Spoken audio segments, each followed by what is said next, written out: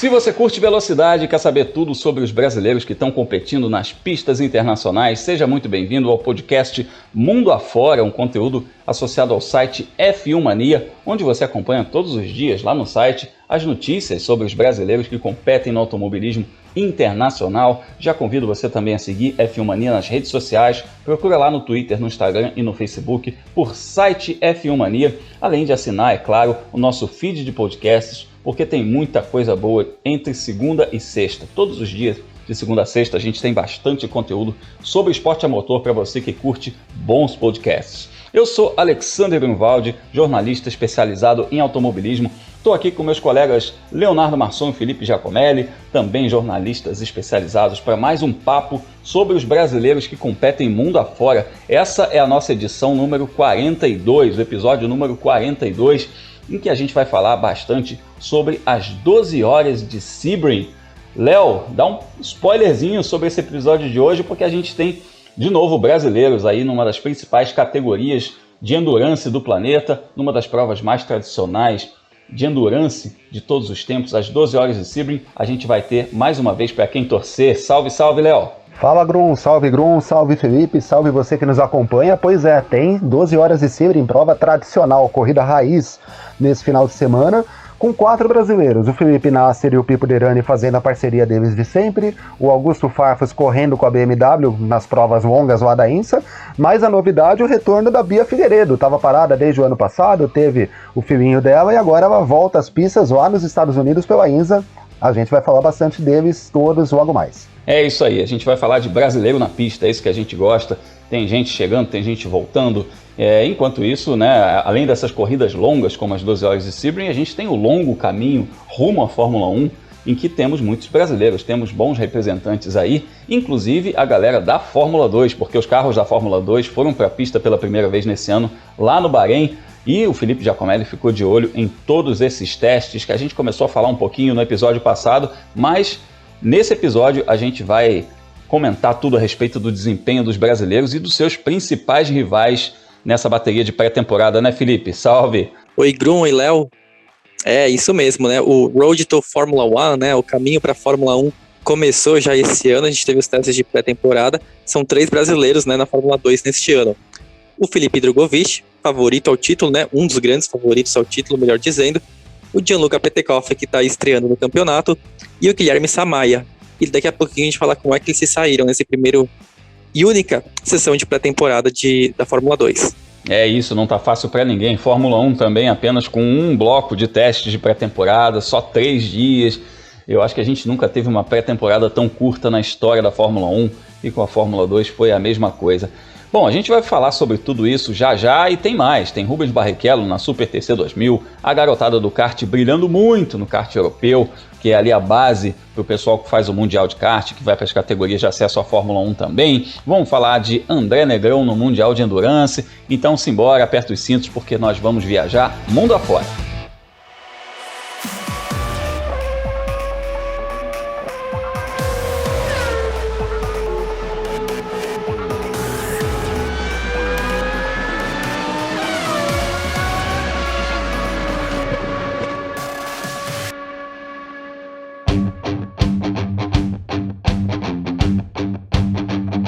Começamos na América do Norte, chegamos em Sebring, na Flórida, palco da segunda etapa da temporada 2021 da IMSA, o maior campeonato de endurance da América do Norte, e com a prova que a gente pode falar aí que é a mais tradicional do endurance americano, né? As 12 horas de Sebring rivaliza ali com as 24 horas de Daytona. Podemos dizer assim, 24 horas de Daytona é a corrida mais estruturada, é a corrida mais glamurosa nesse sentido de ser grande e tudo mais, né, como as 24 horas do Le Mans, mas a tradição, aquele automobilismo raiz, a gente tem ali nas 12 horas de Sebring, grandes histórias que dariam filmes, algumas inclusive deram filmes, e a gente tem bastante gente aí pra gente torcer, né, muito piloto brasileiro inscrito, inclusive o Augusto Farfus, que segue para a segunda etapa na Endurance com a BMW, o Pipo Derani e o Felipe Nasser, dupla campeã em 2019, que também vai para a pista, brigou pelo título no ano passado, inclusive o Pipo Derani já ganhou essa prova algumas vezes,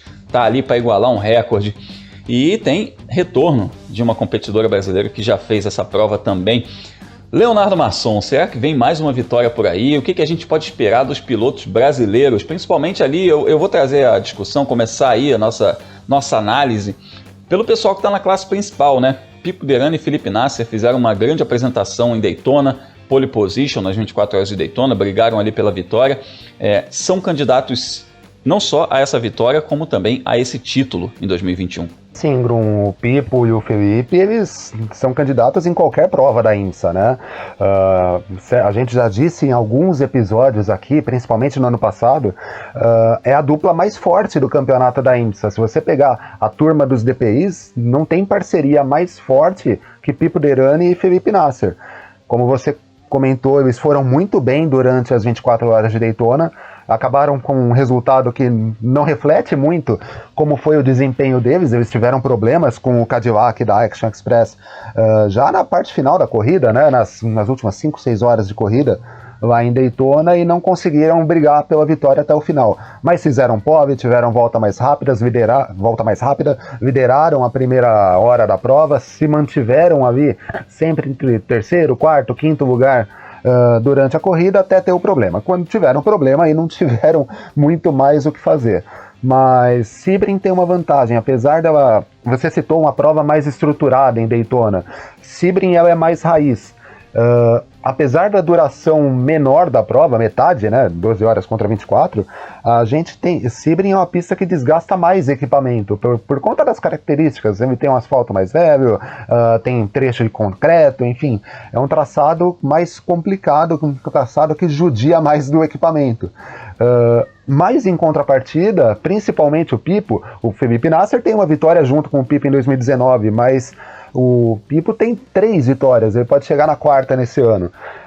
Então é um cara conhece como ninguém esse circuito, já está habituado à equipe, não tem como não considerá-los candidatos à vitória lá em Sebring e ir para o campeonato depois. Inclusive, eu vou até dar uma checada aqui, mas eu me lembro do recorde de 4 vitórias ser do Mário Andretti. É um negócio que é gigante, ganhar ali 4 vezes em Sebring.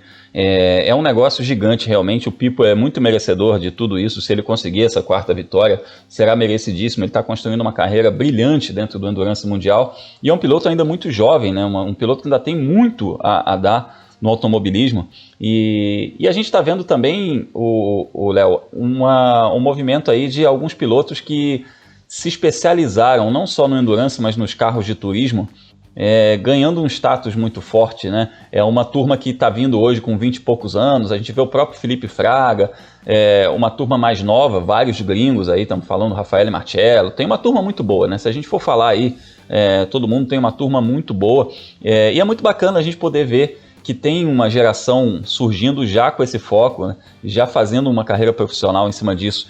E quem fez isso, quem fez esse movimento, alguns anos atrás, foi o Augusto Farfus, né? Quando ele saiu da Fórmula 3000, que era a Fórmula 2 da época, e viu que não ia para a Fórmula 1, ele já migrou para os carros de turismo, já fez algumas temporadas no WTCC, virou piloto da BMW 1 ou 2 anos depois, e aí já enveredou para várias competições de Gran Turismo, competições de Endurance, fez o DTM também. O Farfus também está presente nessa prova, né? Sim, o Farfus está presente nessa corrida, você citou. O Farfus talvez seja aí um dos pioneiros entre os pilotos brasileiros no Endurance. Se hoje a gente consegue falar de Pipo Derani, de Felipe Fraga, alguns com um pouco mais de idade em relação a esses dois, como o Daniel Serra, o Marcos Gomes, correndo em provas de GT, correndo em provas de longa duração, muito se deve ao Farfus também, que lá atrás, quando ainda os pilotos brasileiros não consideravam esse tipo de competição, enveredou para as provas de turismo, para as corridas de Gran Turismo, de GT e provas longas. E prova disso é que ele vem conseguindo bons resultados. Venceu as edições de 2020 e 2019 das 24 horas de Daytona. Esse ano ele peitou muito forte as 2 Corvettes, né, lá em Daytona. Acabou que o balanço de performance não favoreceu em nada a BMW, mas ele parte para as corridas de longa duração da IMSA, né? Até existe um torneio dentro do campeonato da IMSA só com as provas de longa duração, né? Daytona, Sebring, Watkins Glen e a Petit Le Mans em Road Atlanta. e o Farfus é candidato também. Nesse campeonato, o que a gente espera do Farfus, além de brigar por vitórias, é uma regularidade muito grande. Assim como a gente comentou nos episódios sobre Daytona, a BMW não é o carro mais forte em classificações, mas a equipe cresce demais na corrida, né? Ela termina as provas andando quase sempre com o melhor ritmo entre os competidores, né? Ou se não com o melhor ritmo, um ritmo muito parecido, que foi o que a gente viu nas 24 horas de Daytona esse ano. Por diversas vezes ele vinha atrás das Corvettes e aí num trabalho de boxe tal, e conseguia voltar para frente e se manter até por alguns momentos à frente das Corvettes. Em Daytona acabou que as Corvettes tinham um ritmo melhor mesmo e venceram a prova. Mas a expectativa para o Farfus também é de brigar por vitória com a BMW. É isso aí. Antes da gente colocar o Felipe Giacomelli no papo, porque a gente tem que falar do retorno da Bia Figueiredo, deixa eu só fazer uma correção. É bom isso, né? A gente faz essa gravação meio ao vivo que a gente faz aqui, é bom isso. Se a gente fala besteira na hora, a gente já corrige, a gente já checa, já vai atrás, para não ficar besteira no ar. Então é o seguinte, eu falei Pipo Derani 3 vitórias em Sebring, isso está correto, tá, gente? Só que ele está empatado com o Mário Andretti, empatado com o Phil Hill, empatado com Hans Joachim Stuck. Só para vocês terem ideia do naipe das lendas que já ganharam essas 12 horas de Sebring, né? O Pipo está no meio dessas lendas. Mas o recorde é um pouco mais além, o recorde é um pouquinho mais acima. É do Tom Kristensen, com 6 vitórias. Tom Kristensen, que é o Mr. Le Mans, que ganhou 9 vezes as 24 horas de Le Mans. O homem é realmente uma lenda do endurance mundial. Esse aí correu até os 50 anos de idade. E, enfim, o Pipo, pela idade que tem, pela capacidade que tem, pode sim chegar nesse recorde aí das 6 vitórias do Tom Kristensen, quem sabe passar. A gente sabe, né, Felipe Giacomelli, a gente, quando começou a acompanhar o automobilismo, tinha ali aquela geração lá de Le Mans, das 6 vitórias do Jack Hicks, do Pescarolo também, que tinha ganhado várias vezes, e de repente o Tom Kristensen começou a subir nas estatísticas e ganhou tudo, aproveitou aquela boa fase da Audi e ganhou várias edições das 24 horas de Le Mans também, e das 12 horas de Sebring. E voltando para Sebring, Felipe, Bia Figueiredo de volta. Rapaz, uma notícia que pegou muita gente aí de surpresa, né? Porque tem muita gente que considerava que a Bia sequer voltaria para o automobilismo. Grum, você me coloca para falar o assunto mais polêmico, né? Não, estou falando do retorno de uma competidora depois de um ano parada, é apenas isso. A Bia Figueiredo, bom, brincadeiras à parte, mas vamos lá, né? A Bia ficou um ano parada devido à gravidez também, mas enquanto isso, nesse meio tempo, estourou um escândalo relacionado à família do marido dela, enfim, tem muitas informações na internet a respeito. Então, se você quiser saber mais, você pode procurar nos sites de busca, tem isso bastante detalhado. E, enfim, isso está correndo em segredo de justiça, ela está batalhando ali pela inocência dela, e enquanto isso ela está retomando a carreira dela no automobilismo. Não deixa de ser uma boa notícia a gente ter, inclusive, a Bia Figueiredo de volta, ela que é uma competidora que fez bastante também no automobilismo internacional, né? Do ponto de vista esportivo é sensacional, né? A carreira da Bia no automobilismo como um todo é muito vitoriosa. Imagina, ela chegou na Fórmula Indy numa época em que pouquíssimas pilotas se conseguiam se destacar no mundo inteiro, né? E chegou ganhando corrida com frequência na Indy Lights. Depois, na Indy, algumas equipes que ela correu não eram muito boas, né? Para usar algum eufemismo. Mas depois retornou ao Brasil e a gente viu ela muitas e muitas vezes sendo uma das pilotas favoritas assim, do público. É uma ídola do esporte a motorista, tem uma história que a gente precisa respeitar, muito grande. E a história dela é tão enorme, né, na questão do automobilismo, que a volta dela para a INSA foi um pedido feito pela Catherine Led e pela Christina Nielsen, né, que são as companheiras de equipe dela na equipe Hardpoint GBM, que elas não estavam confirmadas para essa corrida em Sebring. Elas tinham corrido só em Daytona, porque estavam sem patrocínio, né, para o resto da temporada. Aí a Richard Mille, né, ou a Richard Mille, em francês, colocou dinheiro nesse projeto e aí precisava de um terceiro piloto para Sebring. Aí o dono da equipe foi perguntar para as duas pilotas quem que elas indicavam, né, quem que elas queriam no carro junto com elas. E aí elas foram unânimes, elas queriam uma Bia correndo. E aí esse dirigente, né, eu não vou lembrar o nome dele, acho que é Rob Farrell, mas se não for também, é o dono dessa equipe Hardpoint, entrou em contato, né, com a Bia.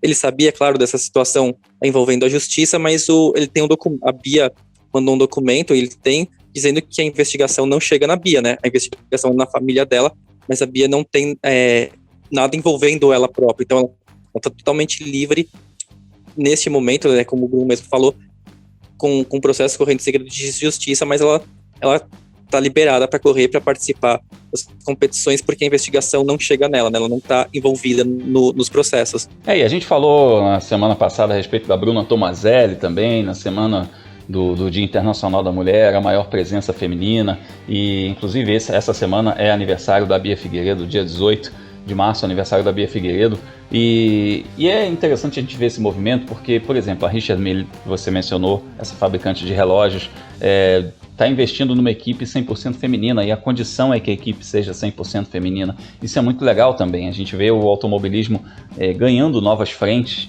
e essa história das equipes femininas, a gente tem uma equipe no WEC, tem uma equipe no GTWC também, isso a FIA, né, a própria FIA dando um incentivo lá no Girls on Track para levar uma menina para ser da academia da Ferrari, isso é muito legal. Então a Bia é meio que pioneira também em algumas coisas, obviamente que teve mais gente antes, né, algumas competidoras nos anos 70, 80 que foram muito importantes, mas para essa geração que a gente está vendo hoje, para essas meninas que estão na W Series e tudo mais, a Bia é dessa geração que abriu muitas portas e que enfrentou muitas coisas, enfrentou muitos preconceitos e enfrentou essa fase de profissionalismo também do automobilismo, que a exigência é muito maior. Então boa sorte para a Bia, boa sorte para todos os brasileiros que vão competir, além da Bia Figueiredo, Felipe Nasser e Pipo Derani na classe principal, também o Augusto Farfus na GT Le Mans, muito brasileiro para você torcer nas 12 horas de Sebring, nesse fim de semana, no dia 20 de março. Então vamos seguir viajando, vamos da América do Norte para a Europa.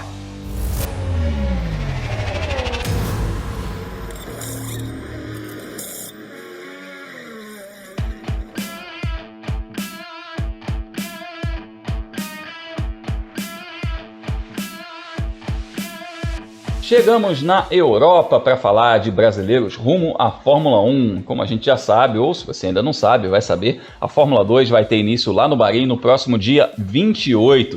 E os testes de pré-temporada aconteceram já no autódromo de Sakir na última semana. A gente gravou o podcast, a edição passada do nosso podcast Mundo Afora, exatamente no meio dessa bateria de testes. Então a gente ainda não tinha uma análise, um overview aí completo a respeito desses testes de pré-temporada. Felipe, acho que já está todo mundo com aquela expectativa, principalmente no Drugovich, né? Porque é um cara que no ano passado estreou numa equipe média, ganhou 3 corridas, foi um grande destaque e foi para uma equipe que é uma das principais, uma das 3 principais, que é a Univirtuose.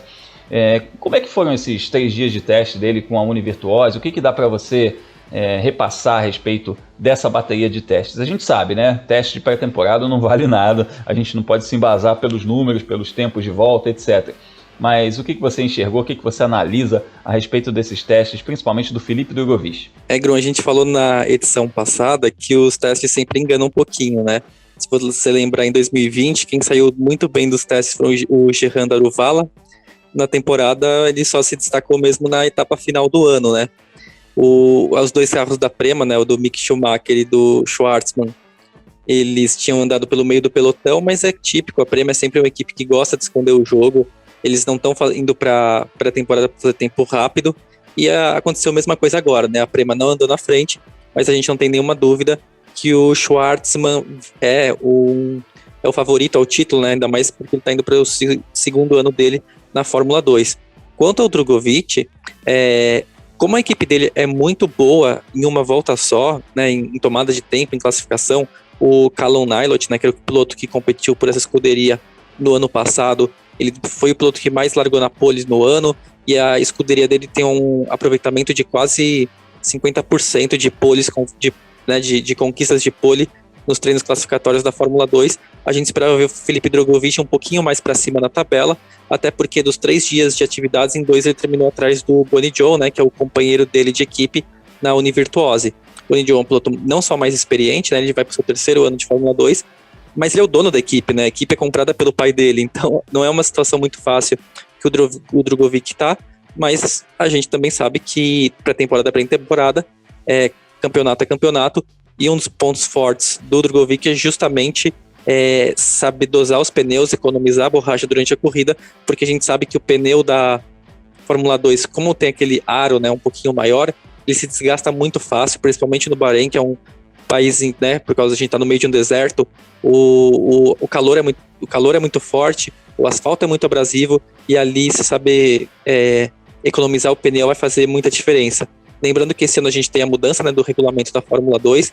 Até o ano passado eram 2 corridas, a principal no sábado, a corrida curta no domingo de madrugada, praticamente na maior parte do ano. Para esse ano são 2 corridas curtas no sábado, uma corrida longa no domingo, e aí a gente vai ver como que pilotos e equipes vão se adaptar. E aí a pré-temporada às vezes pode não ter sido a hora que os pilotos e equipes estavam mais preocupados em fazer volta rápida, porque justamente a importância de você fazer uma só volta rápida não é tão grande nesse ano. Como você tem esse regulamento de 3 provas e limitação no jogo de pneus, o mais importante para os pilotos agora é eles conseguirem economizar a borracha, né, dosarem o ritmo para conseguir ganhar posições durante as 3 corridas que vão ser disputadas. Muito bem lembrado, esse regulamento novo, esse regulamento esportivo, porque tecnicamente continua a mesma coisa, mas um regulamento esportivo novo com 3 corridas no fim de semana. A gente não vai ter mais fim de semana com Fórmula 3 e Fórmula 2, né? Vai ser uma ou outra, mas em compensação as categorias que tinham 2 corridas no fim de semana, a Fórmula 2 vai ter 3 corridas no final de semana com a corrida longa, corrida principal, como o Felipe mencionou, passando para o domingo. Então, de fato, né, além de ter todo esse trabalho de pensar em economia de pneu, pensar em setup de carro e tudo mais, o Léo, que é um exímio quarto zagueiro, gosta muito de futebol, sabe muito bem que treino é treino e jogo é jogo, né? Então a gente olha aqui para a tabela, para os brasileiros, a gente teve o Drogovic em 7º, em 15º e em 10º, o Samaia 15º, 14º e 19º, ele que está na equipe Charus, e o Gianluca Petekoff, que está na equipe Campos, em 21º, 20º e 18º.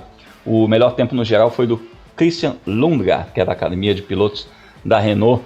Mas, Léo, de qualquer maneira, a gente fica naquela, né? Fala, pô, os brasileiros ali na parte de baixo da tabela, tudo bem, tem estreante, tudo mais, mas dá pra gente esperar mais dos brasileiros? O que você tá esperando dos brasileiros nessa temporada da Fórmula 2?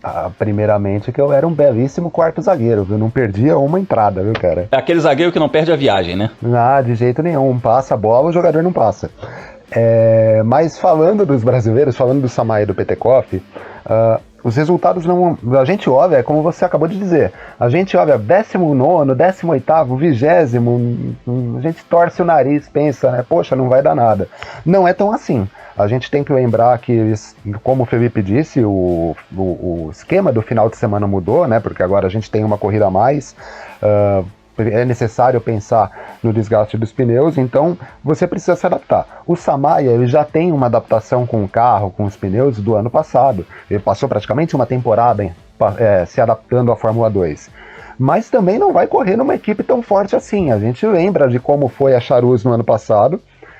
É uma equipe basicamente de um carro só. A gente via o Deletraz andando na frente, né? Às vezes até conseguindo chegar no pódio em algumas corridas. Mas muito mais pela própria experiência do que pelo carro em si, né? Mas o Pedro Piquet, a diferença era gritante, né? Exato. O Pedro, coitado, ele tinha que... ele é mais piloto que o Deletraz, só que a adaptação dele com a Fórmula 2, isso normal, porque foi o primeiro ano dele, né? Foi o primeiro ano dele na categoria. Ele sofreu muito com essa adaptação, então não raro a gente via o Pedro largar de trás, de repente até aparecer na zona de pontos e perder desempenho no final.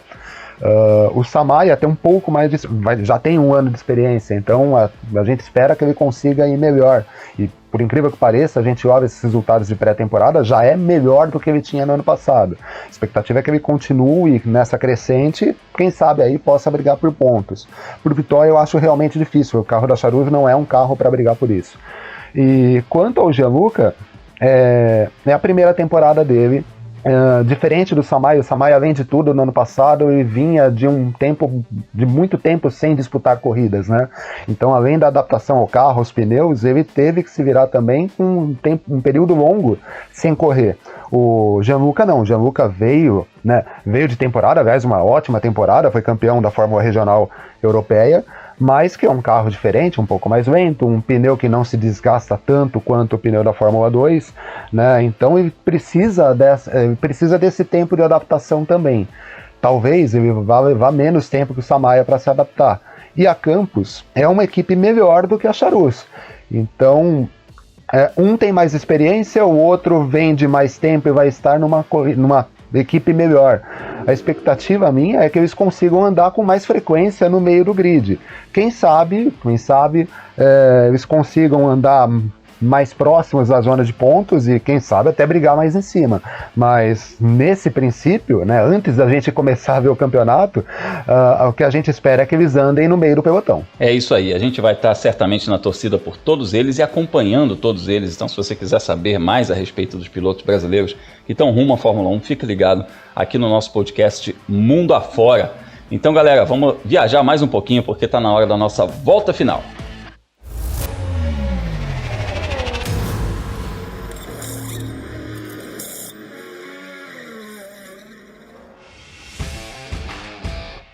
E na nossa volta final a gente dá um apanhado aí das notícias sobre os brasileiros mundo afora. Eu começo falando sobre Mundial de Endurance, 24 horas de Le Mans, porque tivemos o lançamento da equipe Alpine, da Alpine Endurance Team, agora na classe principal do Mundial de Endurance, para competir nas 24 horas de Le Mans pela vitória na geral.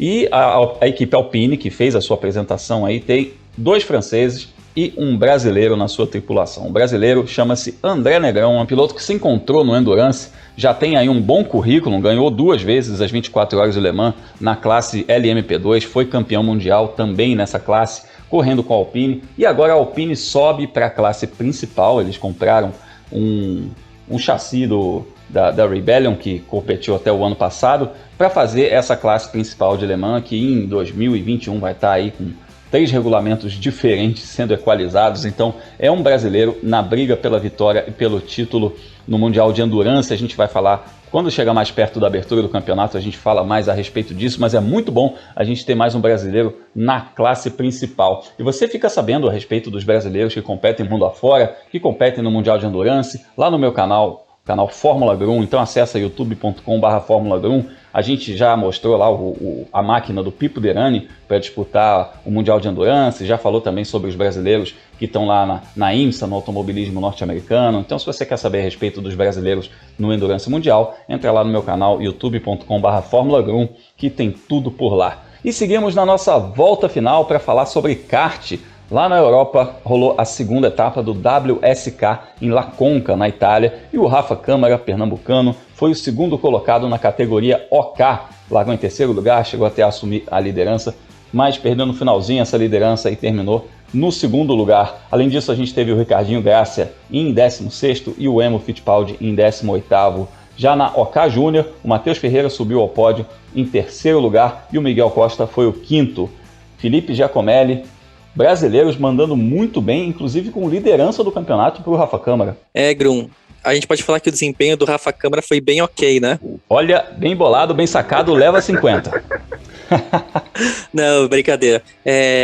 Grum, a gente vem falando aqui algumas vezes, né, que o Rafael Câmara ele corre pela Kart Republic, que é a grande marca do kartismo internacional nesses últimos anos. É como se ele corresse pela Mercedes na Fórmula 1, fazendo bem uma analogia um pouquinho forçada, mas é assim, a obrigação é estar andando na frente, a obrigação é de brigar por vitória todos os fins de semana que ele estiver na pista. E é muito bom que ele está conseguindo fazer isso, né? Ele foi campeão da Champions Cup ali no finzinho de fevereiro, ganhou a primeira etapa do Supermaster Series e agora foi o segundo colocado. Ele está na liderança do campeonato. O Arvid Lindblad, que é o piloto da Red Bull, é o segundo colocado, ele que ganhou, né, nesse fim de semana, agora está na segunda colocação, e os dois já deram uma disparada assim com relação ao restante da tabela. A expectativa é que o título tem mais 2 etapas, né, nesse WSK Supermaster Series neste ano, e que o título fique entre os dois, né? E da maneira como o Rafael Câmara está andando, ele é o favorito neste momento. O terceiro colocado foi o Timoteusz Kurczak, que é da Polônia, um piloto que eu espero que ele tenha uma carreira muito vencedora, mas que a gente não precisa escrever muito sobre ele, porque olha, TYMOTEUSZ KUCHARCZYK. É muito difícil de escrever sem dar o Ctrl+C, Ctrl+V no Google. Então, sei lá, de repente ele pode ter um apelido igual muitos poloneses são chamados de Kuba, né? Por causa do Jakub, do nome principal. Então a gente espera que também tenha um apelido na carreira dele. Mas brincadeira à parte, a gente também fala do desempenho do Matheus Ferreira no OK Júnior, segundo pódio consecutivo dele. Ele foi terceiro colocado, na verdade, assim, já faz muito tempo que ele está sendo terceiro em tudo. Na etapa passada ele terminou em terceiro, nessa etapa agora, na pré-final, ele foi o terceiro, e na decisão ele foi o terceiro. O Miguel Costa, ele fez um pouquinho a direção oposta, né? Ele passou em segundo na pré-final e depois caiu para a quinta colocação na final, mas também foi um ótimo resultado. Esses dois pilotos, eles também têm o equipamento da Kart Republic, apesar de Jockey Júnior ter um equilíbrio um pouquinho maior entre as marcas, e o Miguel Costa, ele, apesar de correr no equipamento da Kart Republic, ele faz parte da equipe júnior da Sauber, né? Então é um time diferente, apesar do equipamento ser o mesmo. A expectativa é que a gente continue vendo os brasileiros andando muito bem nas principais competições do kartismo internacional em 2021, porque não é todo mundo com equipamento de ponta, o que é muito legal ver. Lembrando que o Mundial é aqui, né? É em Birigui, no interior de São Paulo. É isso aí, mais um motivo para a gente ficar na torcida pelos brasileiros. Eu fico muito feliz, não só da gente ter material humano muito bom, porque nossos pilotos que estão lá são pilotos muito capacitados, mas deles estarem em esquemas bons, porque a gente sabe que o esporte a motor, né, é muito ligado ao seu equipamento também. Você não basta ter apenas o talento, é um conjunto, então as duas coisas têm que funcionar, e nisso que você mencionou que o Rafa Câmara está numa equipe muito competitiva, ele tem que fazer o lado dele de entregar o resultado, porque a pressão é muito maior quando você está no equipamento competitivo, né? Você não é um franco atirador, você é o cara que precisa entregar o resultado, a obrigação é a vitória, ou brigar pela vitória, então é muito importante ele estar lá liderando esse campeonato, entregando tantos resultados bons, sendo um piloto tão novo.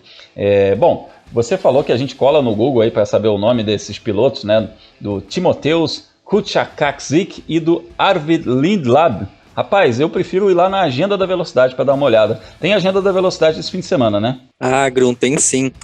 Agora a gente vai ter, nesse comecinho de 2021, as corridas ficando um pouco mais frequentes, né? A gente ia tendo campeonatos menos famosos nesse começo de ano, agora a gente já vai ter as 12 horas de Sebring, e no próximo fim de semana a Fórmula 1 e a Fórmula 2, né? E para quem quiser saber onde assistir todas essas corridas e quais horários e aonde que passa, é só entrar no meu site, né, World of Motorsport, ou felipejacomelli.com, que toda quinta-feira eu coloco a Agenda da Velocidade, onde tem todos os horários, os resultados e onde assistir as corridas, né?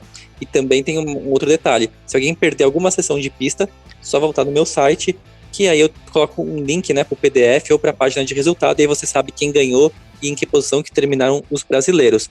E para não perder nada, também só me seguir nas redes sociais, procurar por Felipe Giacomelli, tanto no Twitter quanto no Instagram. Maravilha! A gente fica de olho sempre nos pilotos brasileiros, inclusive agradecendo aí a participação do Felipe Giacomelli, eu já trago o Leonardo Masson para comentar a respeito do Rubens Barrichello, que a gente encerra a nossa volta final aí falando da Super TC 2000, que abriu a temporada 2021 lá em Buenos Aires. A gente falou há pouquíssimo tempo do final da temporada 2020, que invadiu esse ano de 2021, em que o Rubinho terminou ali entre os 6 primeiros do campeonato, e já começou a temporada 2021 e o Rubens Barrichello foi o 5º colocado na corrida principal. O Matias Rossi, que é o companheiro dele, foi o 2º colocado na corrida vencida pelo Manuel Pernia. Léo, resultado bom do Rubinho, agora já mais adaptado ao campeonato também, né? Ah, sim, Bruno, resultado bastante interessante, 5º lugar.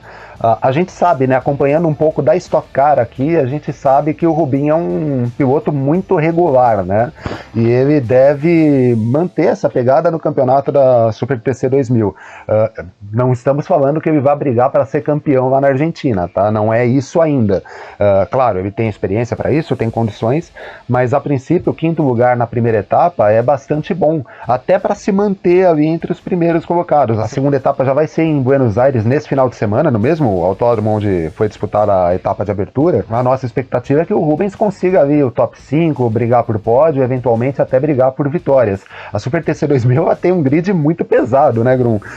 O Manuel Pernia, veteranaço no campeonato. A gente tem o Matias Rossi, que foi o campeão no ano passado, o Agostinho Canapino, que também, né, não apareceu nessa etapa, mas ele é um piloto super forte também, pilotos que conseguem disputar em pé de igualdade com o Rubens, tanto lá na Argentina quanto aqui no Brasil, principalmente o Matias e o Agostinho, que já disputaram provas aqui da Stock Car.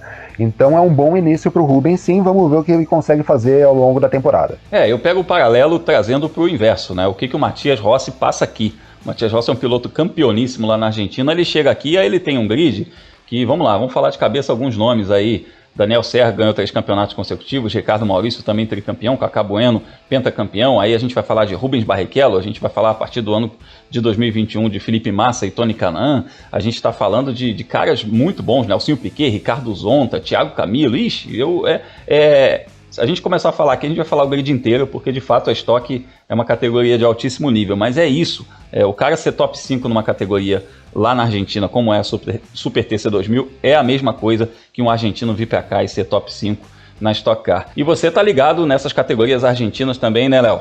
Ah, sim, Grum, a gente acompanha de tudo um pouco, né, Grum? Tanto lá pro F1 Mania, quanto pra revista Racing, né, também, eventualmente, pro Fórmula Grum, a gente acompanha todas essas categorias. Quem quiser acompanhar o meu trabalho, é só entrar no F1 Mania, nas plataformas digitais da revista Racing, ou me seguir nas redes sociais. Procura pro Leonardo Marçom no Twitter, no Facebook e no Instagram, que a gente fala bastante de corridas, inclusive do polonês aí, do kart, né, o Timoteus, até perdi o nome aqui, Grum. Eu não vou nem tentar. Timoteus Kukarczyk. Saúde. O Timoteus... Grande Timoteus Kukarczyk. Se um dia eu virar narrador, esse cara vai correr pouco, viu, Grum? Tá certo, então. Beleza. Maravilha, Léo. Obrigado aí pela participação em mais uma edição do nosso podcast Mundo Afora. Eu, inclusive, chamo você que está nos ouvindo para conversar com a gente nas redes sociais. O Felipe Giacomelli já passou as dele, o Léo também. Eu passo as minhas. Fórmula Grum, procura no Facebook, no Twitter, no Instagram. A gente conversa bastante no Twitter, fala bastante no Instagram também.